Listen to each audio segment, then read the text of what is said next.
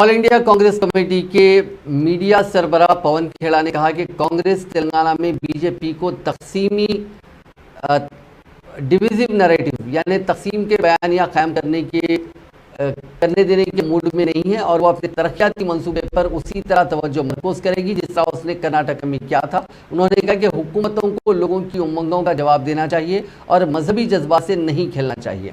और कर्नाटका के लोगों ने यह दिखाया है कि सिर्फ तरक्की की अहमियत है। कांग्रेस मुस्बित एजेंडा तय करेगी और बीजेपी के थके हुए तफरका अंगेज बयानिए को खत्म करेगी। गांधी भवन में मीडिया के साथ बातचीत में उन्होंने कहा कि प्रदेश कांग्रेस कमेटी यहां के मकामी लोगों की जरूरियात के मुताबिक अपना मंशूर लेकर आएगी और ये जरूरी नहीं है कि वो कर्नाटक जैसा हो। का भी जवाब नहीं होता है इनके पास। तो जब कुछ बताने को नहीं है, सवालों के जवाब नहीं है, तो आप क्या करोगे?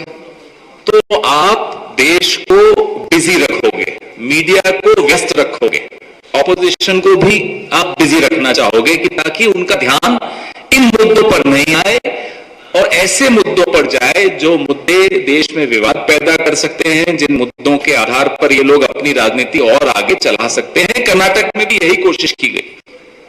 प्रधानमंत्री ने जितनी भी वहां रैलीज की, प्रोग्राम्स की, सब मिला के 48 प्रोग्राम्स किए और इन तमाम जगहों में 70% जगह पर भारतीय जनता पार्टी हारी। जहां जहां प्रधानमंत्री गए या रोड शो किया या रैलीज किया। क्यों हुआ ऐसा?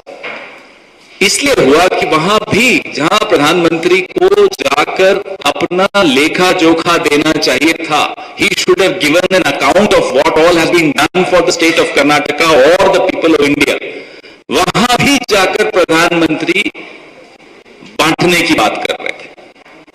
ऐसे ऐसे मुद्दे वहां लाने की कोशिश की गई